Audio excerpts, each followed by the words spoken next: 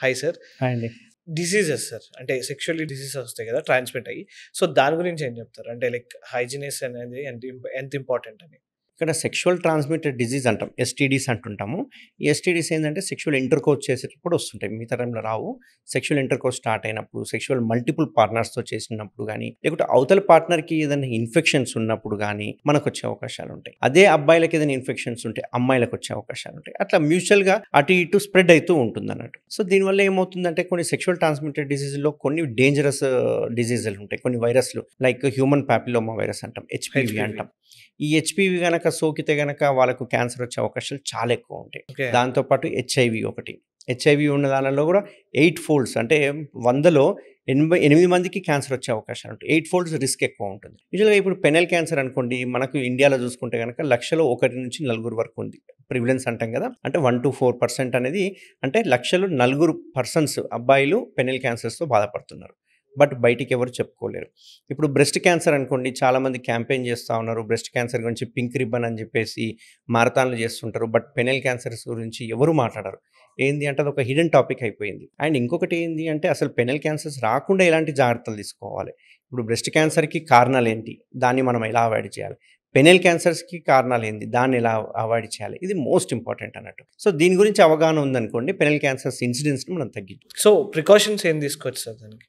Precautions కానీ avoid చేయడానికి ఏం చేయొచ్చు? ఇక్కడ పెనెల్ క్యాన్సర్స్‌కి ముఖ్య కారణాలు చూసుకుంటే ఒక 6, 7 కారణాలుంటాయి. ఫస్ట్‌ది పర్సనల్ హైజీన్. ఓకే. సో హైజీనిక్‌గా ఉంచుకోవాలి ఆ ఏరియా. హైజీనిక్‌గా ఉంచుకోకపోతే ఏమైతుందంటే రికరెంట్ ఇన్ఫెక్షన్స్ వస్తూ ఉంటాయి.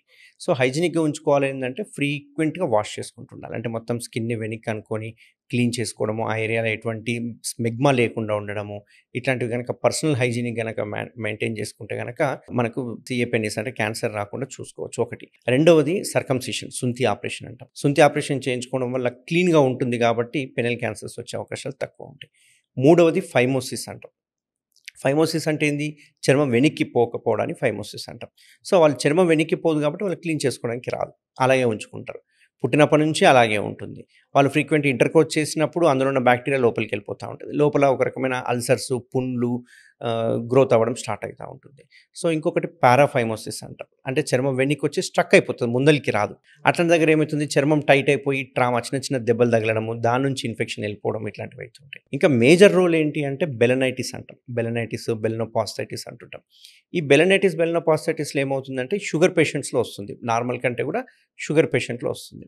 ఈ బెలనైటిస్, బెలనోపాస్టైటిస్ ఉంటే 3-4% క్యాన్సర్ వచ్చే అవకాశాలు ఉంటాయి. అండ్ ఇక లాస్ట్‌లో చూసుకుంటే కొన్ని రకాల వైరస్ హెచ్‌పీవీ అంటాం. హ్యూమన్ పాపిలోమా వైరస్ కావచ్చు, హెర్పిస్ సింప్లెక్స్ వైరస్ కావచ్చు, సిఫిలిస్ కావచ్చు, లేకపోతే ఇట్లాంటివి కొన్ని బేసల్ సెల్ కార్సినోమాస్ అని ఇట్లాంటి కొన్ని క్యాన్సర్స్ ఆ ఏరియాలో డెవలప్ అవ్వడం స్టార్ట్ అవుతుంటాయి. కాబట్టి ఈ 5 మనం జాగ్రత్తగా చూసుకుంటే సరిపోతుంది. ఇంకా అదర్ ఫ్యాక్టర్స్ చూసుకుంటే ఈ స్మోకింగ్ అనేది చాలా ఎఫెక్ట్ ఉంటుంది. స్మోకింగ్ అండ్ మల్టిపుల్ పార్ట్నర్స్ అనేది చాలా ఇంపార్టెంట్ రోల్ ఉంటుంది.